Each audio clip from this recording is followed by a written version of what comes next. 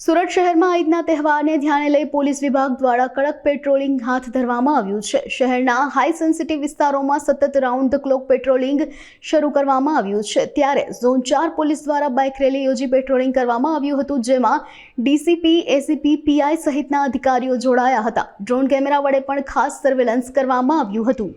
આજરોજ માનનીય police commissioner Shri Gehlot સાહેબ તથા સેક્ટર શ્રી ડામોર સાહેબના માર્ગદર્શન હેઠળ ઝોન 4 ડીસીપી શ્રી વિજયસિંહ ગુર્જર સાહેબના સાથે અઠવા પોલીસ સ્ટેશનના 50થી વધુ બાઇક સવાર પોલીસ અધિકારી મિત્રોએ અઠવાના સંવેદનશીલ વિસ્તારોમાં બકરીદ નિમિત્તે પેટ્રોલિંગ કરેલું અને ડ્રોન દ્વારા પણ સર્વેલન્સ કરવામાં આવેલું।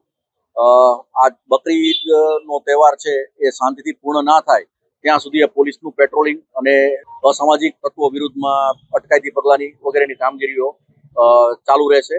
અને મીડિયાના મિત્રો થકી અમે સુરત પોલીસ આપ સૌને સંદેશો આપવા માંગીએ છીએ કે સોશિયલ મીડિયા પર ચાલતી અફવાઓને ધ્યાનમાં ના લઈ અને લોકલ પોલીસ મારફતે વેરીફાઈ કરાવી અને પછી જ આગળ ફોરવર્ડ કરશો એવી અપેક્ષા સાથે।